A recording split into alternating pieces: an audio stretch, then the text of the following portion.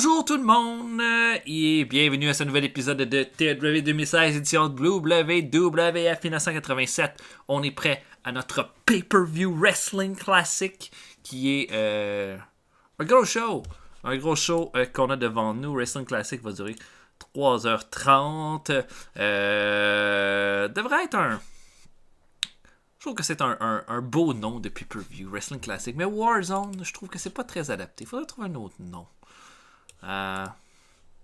Written in Blood, no. It's Over, Blood Simple, End of an Era, New Horizon, Death Beacons, Evans on Fire, War Drums, Good Times, Welcome to the Jungle. Ah ouais, ça je trouve que c'est vraiment un beau nom. Fait que ce mois-ci c'est Wrestling Classic, après ça va être Welcome to the Jungle, après ça Looking at the Ring. Donc, notre pay-per-view est tout en place. Voilà la carte, ce qu'elle va ressembler à quoi? On a Hogan et Piper contre André le Géant et Ted DiBiase dans le main event. Randy Savage qui va défendre le titre intercontinental contre Jake Roberts. Les British Bulldogs qui vont défendre leur titre contre les Bolcheviks. Les Young Stallions, la Hart Foundation, les Southern Bruisers et les Axos. Maintenant, c'est leur nouveau nom d'équipe, Jim Duggan et Butch Reed, qui vont s'affronter dans un 4-way. Arn Anderson et Paul Orndorff et Ricky Steamboat vont affronter le Dream Team et Adrian Adonis. Billy Jack Haynes va affronter King Kong Bundy. Dino Bravo contre Kamala avec Lonky Tonkman contre arbitre spécial. Tito Santana contre Hercule. Les Highlanders contre les Demolitions. Hardy Race contre le Sergeant Slaughter. Coco Beware contre Don Morocco. Et Tom Zenk et les Killer Bees contre les Rougeaux et Keiji Muto. Quand même une solide carte. Là, ça va être de regarder qu'est-ce que je verrais comme pour ouvrir le show, en fait. British Bulldog contre Bolshevik pour ouvrir le show.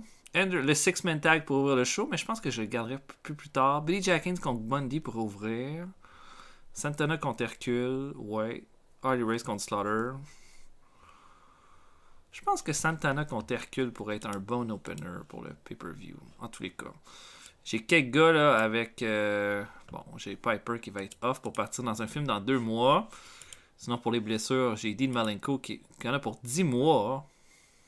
Quand même. Ivan Putski pour 3 mois encore. Billy Graham pour 30 jours. C'est pas mal ça. Avançons. Permettez. C'est demain ça, ce pay-per-view là.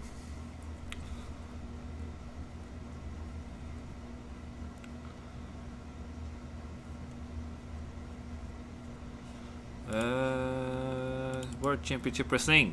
On fait un C+, avec un main event entre Dick Murdoch et Basher.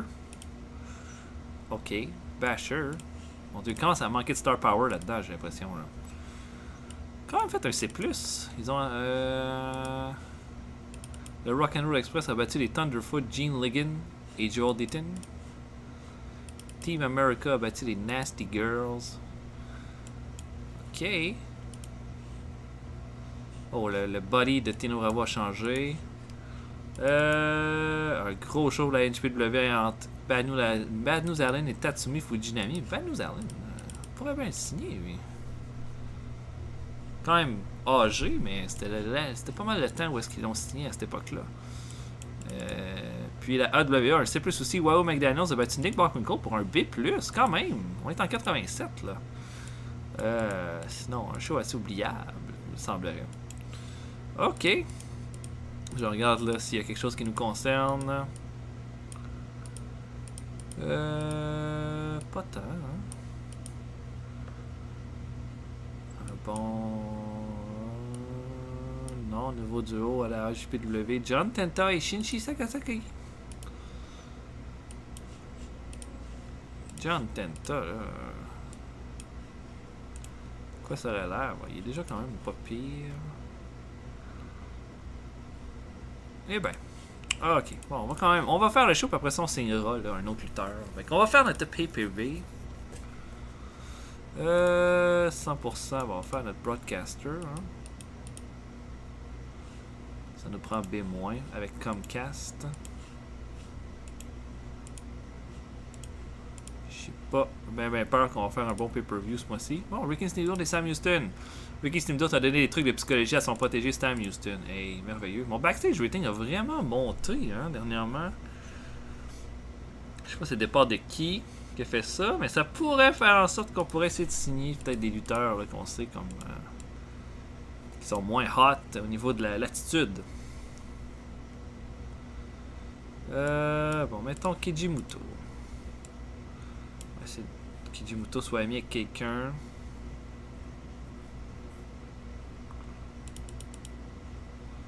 Mettons avec un gars comme Joey Marella. Doit être un bon gars, ça. Non. Ok, ils sont pas amis. Bon, je book le pay-per-view. On se voit tantôt, tout le monde. Ok, on démarre le Wrestling Classic avec 10 lutteurs de bas de carte qui s'affrontent dans une bataille royale. Brad Renegans, Corporal Kirchner, Jimmy Jack Funk, Lanny Poffo, Special Delivery Jones, Sam Houston, Steve Aoki, l'Assassin, le Broken Barrier et Tiger Chun-Li, juste les meilleurs qui s'affrontent dans ce combat-là. Et Lanny Poffo va surprendre tout le monde et l'emporter dans ce combat-là. Il va éliminer Siva Afi en temps avec le final, à la fin avec le Final Four étant Siva Afi, Jimmy Jack Funk, l'Assassin et Lanny Poffo. Jimmy Jack Funk va avoir eu le plus d'éliminations dans ce combat-là. Corporal Kirchner va améliorer son performance skill, Siva Afi son flying skill. Pas grand-chose de positif, mais pour Lanny Poffo, je pense que c'était... On le fait jobber pas mal. Je pense qu'il y aurait peut-être de quoi faire avec lui. Je suis juste en train d'analyser mes cartes là, et voilà. On a ensuite Ron Simmons qui affronte Tom McGee. Ron Simmons va détruire Tom McGee, le bat à 6 minutes 39 avec son Spinebuster. Voilà. C'était... Tom McGee plombe tous les combats, mais... Je le garde. Et ensuite, les Wild Samoans affrontent George Wells et Max Payne dans le dernier combat du pre-show. Les Wild Samoans qui vont battre Wells et Max Payne assez facilement, je dirais.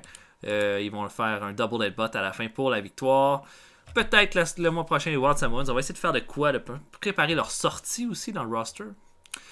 Le show va commencer avec un match entre Tito Santana et Hercules. Et un bon combat pour commencer ça, un excellent B. Les deux ont fait une performance de C+. Et Tito Santana va venir à bout d'Hercules clean avec son Flying Forearm.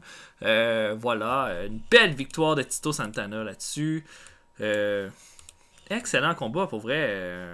Je n'ai aucun négatif à dire, en fait.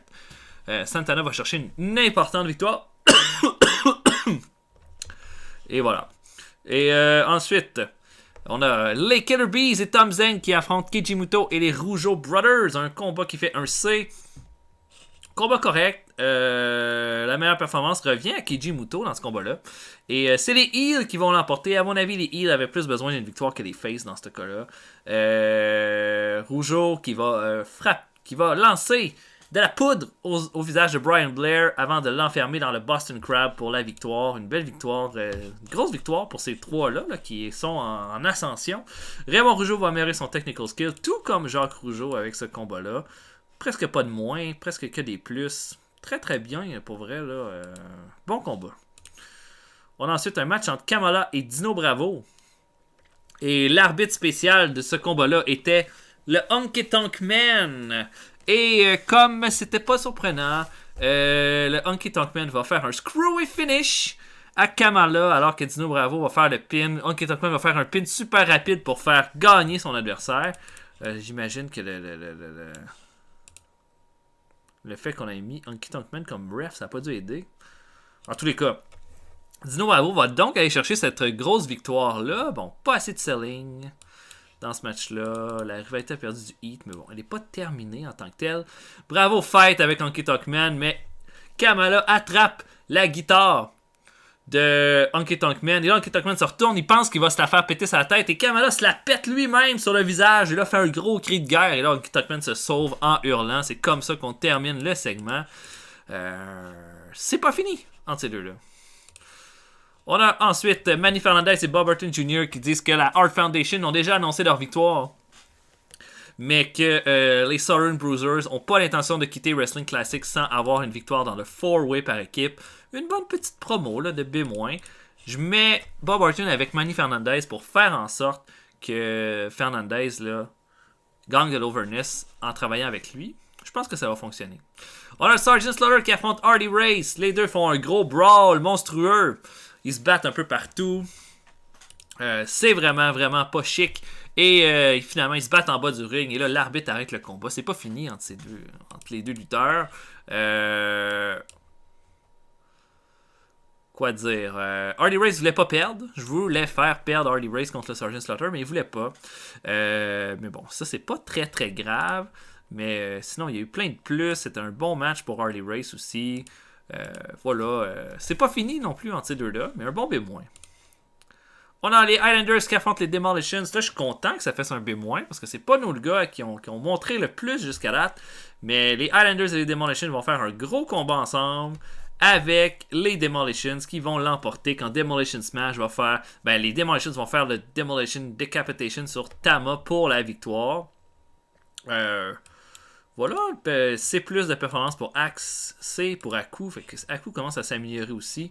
Peut-être qu'à un moment donné, Aku va pouvoir partir solo. Là, et Tama, je sais pas ce qu'on va faire avec lui. Mais voilà, bon match. Et B-, c'est très bien. Les British Bulldogs affrontent le Communist Party et ça fait un excellent B+. Et ça, malgré des performances, là, écoutez, Dynamite Kid a fait B, mais sinon c'est C puis C pour Koloff et Volkov. Mais B+, c'est vraiment meilleur que ce que je pensais. Les British Bulldogs et le Communist Party vont donc faire un excellent combat avec, au final, les British Bulldogs qui, malgré toutes les beatdowns qu'ils ont reçus du Communist Party ce mois-ci, vont l'emporter sur les Challengers. Ils vont faire le combo du Power Slam et du Diving Headbutt sur Nikita Koloff pour la victoire. Donc Koloff, là, qui était comme un peu l'élément indestructible, se fait avoir dans ce combat-là. Excellent combat. Volkov va gagner en Performance Skill. Dynamite Kid en Performance Skill aussi. Vraiment content du résultat, en fait. Là, surprenant. Et là, ça leur fait quoi? Là, c'est la 5e défense de titre des British Bulldogs. Vraiment du beau boulot.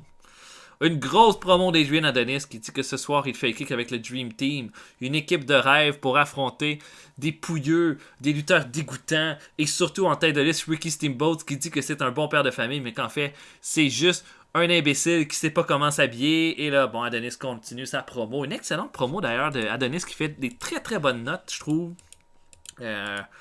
En 87, là, Adonis était pas mal en fin de parcours. Puis nous autres, on est comme en train de lui redonner un boost. Là. Honnêtement, Adonis m'impressionne beaucoup ces temps-ci. Donc, un bon B+. C'est pour ça que j'ai donné cette promo-là aussi. Un 6-man tag, un bon combat entre Paul Orndorff, Arn Anderson et Ricky Steamboat qui affrontent le Dream Team. Greg Valentine, Brutus Beefcake et Adrian Adonis. Tout le monde a bien fait ça. La meilleure performance revient à Steamboat, sans surprise, avec un B+. La moins bonne, Brutus Beefcake et Arn Anderson avec C. Mais sinon, tout le monde a bien fait ça. Enfin, les Face, Arn Anderson et Orndorff vont sortir une victoire sur le Dream Team. Anderson va surprendre Adrian Adonis. Ouais, alors que Adonis reçoit le Karate Chop de Ricky Steamboat, il se retourne, puis Arn Anderson lui fait son Enforcer Spinebuster pour la victoire. Brutus Beefcake va améliorer son technical skill. Valentine et Adonis leur performance skill. Tout un combat pour vrai. Très très content là, de ce match-là. On a Koko B. Ware qui affronte le magnifique Morocco. Et un bon combat. J'ai fait gagner Koko B. Ware dans ce combat-là, mais Morocco refusait de perdre, donc il a fallu le faire une option de booking pour qu'il reste fort. Bon, Koko B. Ware va être assez surprenant sur Morocco, va souvent être capable de prendre le dessus. Morocco, durant tout le combat, va aller en bas du ring pour se reprendre, et là, la foule va détester ça tout le long du combat. Finalement, à un moment donné où est-ce que Morocco est tanné, un lutteur arrive de la foule, c'est Sylvester Stallone qui retourne Morocco et se revanche sur lui en lui donnant une excellente droite qui le met knock-out.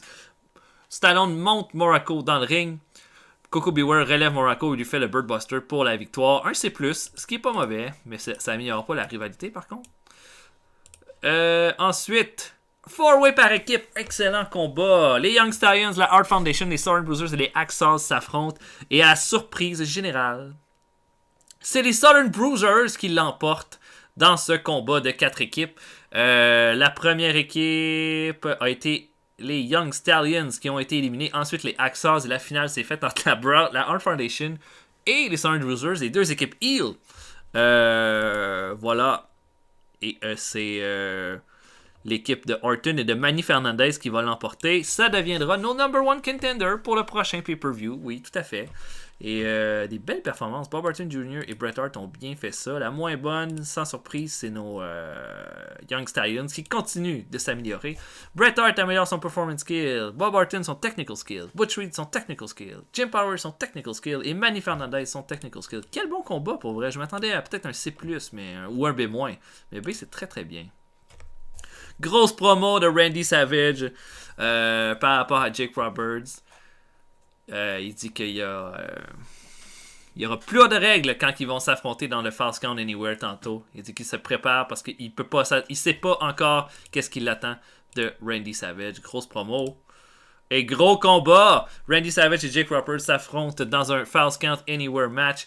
Des grosses performances des deux lutteurs. Bon, les deux se sont battus pendant 17 minutes 56. Roberts était fatigué à la fin. Malgré tout, une performance de B+, de A pour Savage. En tout cas, ce combat-là était absolument fabuleux, là, il faut le dire. Et vont se battre un peu partout. Et puis là, ce que j'ai décidé de faire, c'est de faire en sorte que Savage va l'emporter clean sur Roberts, sans tricher. En fait, Savage va faire un marteau pilon à Roberts sur le ciment. Il va monter sur le logo de la WWF qui est à côté de l'entrée. Il va faire son diving elbow pour la victoire. Et une grosse conclusion pour ce combat-là. Ça va être la fin du tout de cette rivalité-là. Savage et Roberts. Ça va avoir pris du temps à vraiment lever, mais là, ça a vraiment mené à un excellent combat. Voilà, un A. Je suis très content. Jake Roberts va améliorer son performance skill. Plein de plus, presque pas de moins. Voilà. Quel bon combat. On a Billy Jack Haynes qui affronte King Kong Bundy. Billy Jack Haynes va vraiment bien se battre. Va passer tout près de soulever King Kong Bundy pour un power slam. Va pas en être capable. Bundy va le mettre au sol, lui faire un big splash pour la victoire. Ça va se terminer là-dessus. Gros combat. Ben, pas gros combat, bien moins, mais un bon match. Bundy, on va le préparer, je pense, lentement à un main event spot. Je sais pas si c'est là qu'il va le faire, mais c'est sûr que surtout que là, André Géant est champion, ça fait pas un challenger crédible de mettre Bundy contre le Géant tout de suite, à moins que le Géant ferait un face turn, ce qui ne s'arrivera pas pour le moment. Donc voilà, on continue de préparer Bundy, mais Billy Jack Haynes, bon, on va avoir le temps de le préparer, là, ne vous en faites pas. Et notre main event, un B+.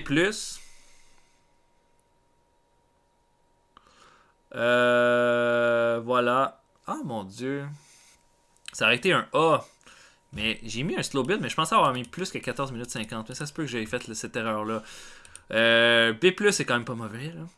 Là. Donc, Hogan et Piper affrontent André Géant et Ted DiBiase. Des grosses performances de tout le monde. A+, pour Hogan, A+, pour André Géant. Et Roddy Piper va mettre fin au combat alors qu'il va faire son sleeper hold sur Ted DiBiase pour la victoire. Et bon, Piper s'officialise un peu comme le number one contender contre le titre d'André Géant pour le prochain pay-per-view. Un bon P+, quand même pour ce combat-là. Mais il y avait on aurait le moyen d'avoir un A. C'est de ma faute. J'aurais dû mettre plus de temps pour ce combat-là. André Géant va améliorer son performance skill. Plein de plus, pas beaucoup de moins. Ouais, c'est ça. Le match était trop court, en fait. J'aurais dû le mettre plus long, puis j'aurais eu un A. Mais en tous les cas, Piper donc devient number one contender et Hogan et Piper fêtent cette magnifique victoire après. Et on termine Wrestling Classic sur une bonne note. Ça nous fait un A! Holy shit! Holy shit! Ok. Qui m'a surpris dans ce show-là? Qui m'a surpris? Ben Santana contre Hercule a été un surprenant match. J'aurais tendance à dire Tito Santana, bravo, jeune homme. Sinon, ben Randy Savage a fait un A. Moi, j'aurais tendance à lui redonner une excellente performance, une bonne performance. Puis, Dynamite Kid, que j'ai goût de garder et qui a fait une très bonne performance aussi. Allons-y. Tito Santana est content. Randy Savage est content. Dynamite Kid est content. Mais tout le monde est content. Quand tout le monde est content, tout le monde est content. Moi, je suis content quand tout le monde est content.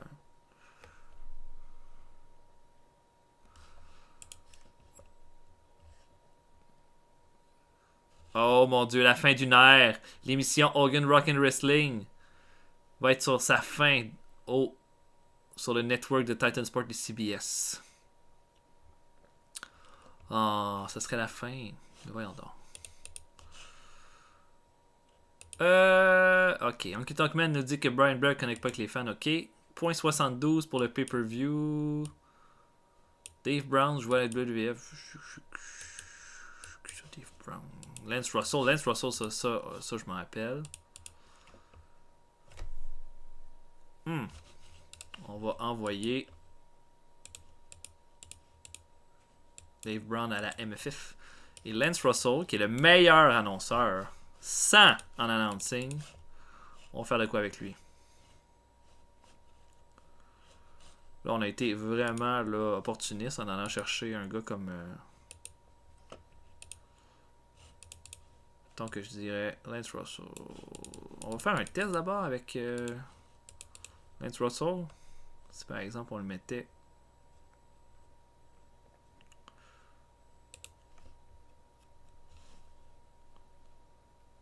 ici.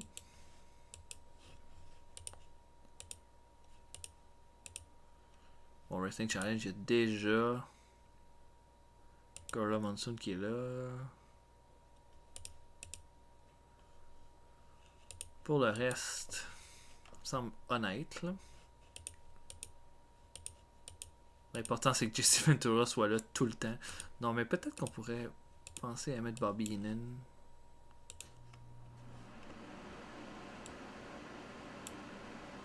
Ouais, penser à mettre Bobby Heenan ici. On va faire de Lance Russell un annonceur. 61 ans, il reste plein de bonnes années devant lui. Ok. Il y en a qui sont pas contents.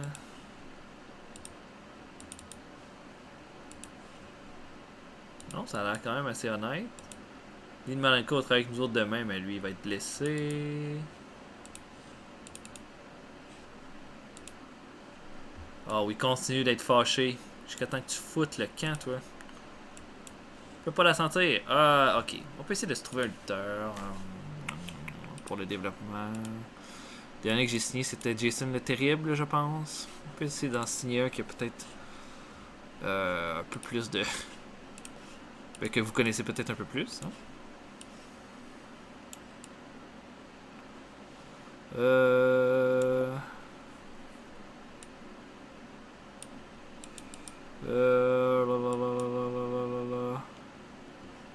Qui peut travailler aux États-Unis. Ça, c'est important. Ah ouais, Shinya Hashimoto, il pourrait travailler pour nous autres. Coûterait rien. Holy shit. I want it. Je le veux tout de suite. Ah non, c'est ça, il veut pas, il est trop proche de la NJPW. Shinichi Nakano. Il est loyal à la NJPW, évidemment.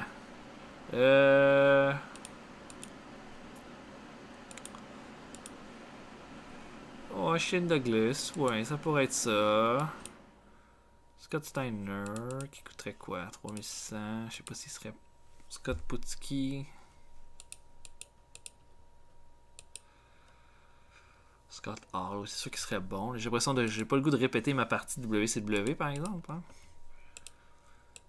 Savio Vega.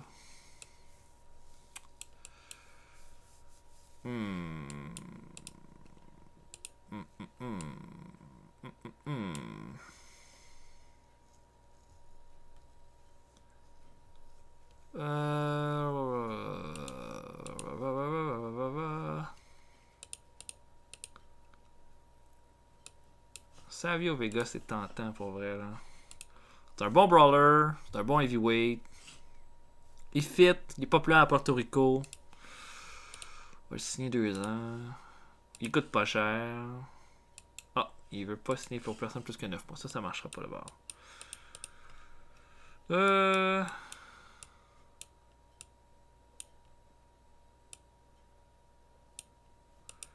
Ron Rich, il était populaire lui dans Stampede Wrestling. Ron Harris, oh, the Harris Brothers. Ron Bass. Rocky Santana, Rocky King, Rocky Johnson.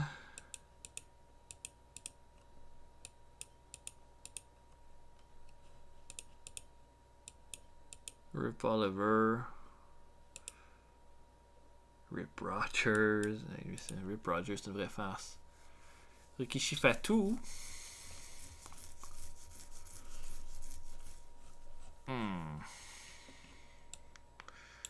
Je sais pas si je suis tenté de signer des Steiners. Il me semble que. On peut commencer par Rick.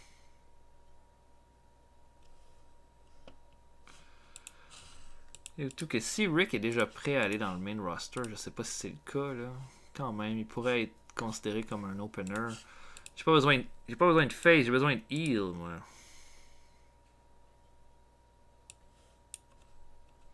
C'est sûr que Sabu pourrait être un bon choix.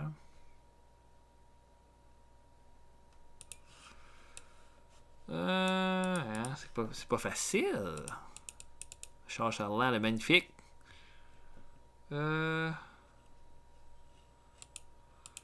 Glacier, non. Precious.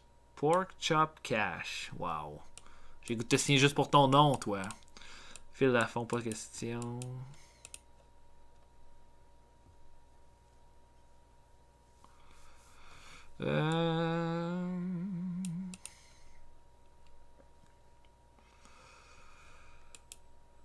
Paul Heyman. Paul Diamond. C'est Kato.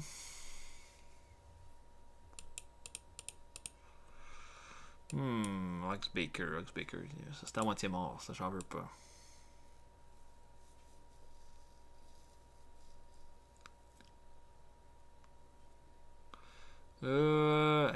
J'essaie vraiment de trouver quelqu'un d'intéressant là.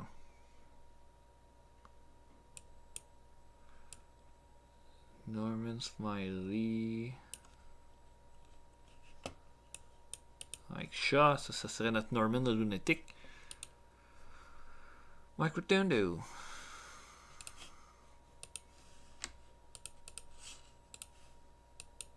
Mike Rapada.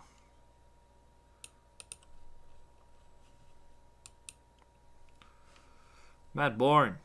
Ça c'est Doink. Il a l'air d'être populaire. Quand même, oh ouais, lui va commencer direct dans le main roster, il ira pas en développement. Mathilda. 80 ans, oh.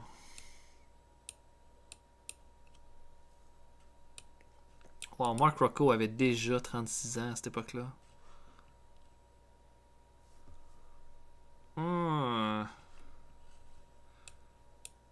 Marcus Laurinaitis. Manium TA. Écoutez, là, je suis en train de tout passer le monde. Là. C'est où? Je vais me fier à qui? Je vais me fier à mon creative meeting. Pillman, Hardbar, Shane Douglas, Tracy Smothers ou Tom Pritchard. Quasiment tous des lutteurs qu'on a déjà signés. On peut signer Pillman.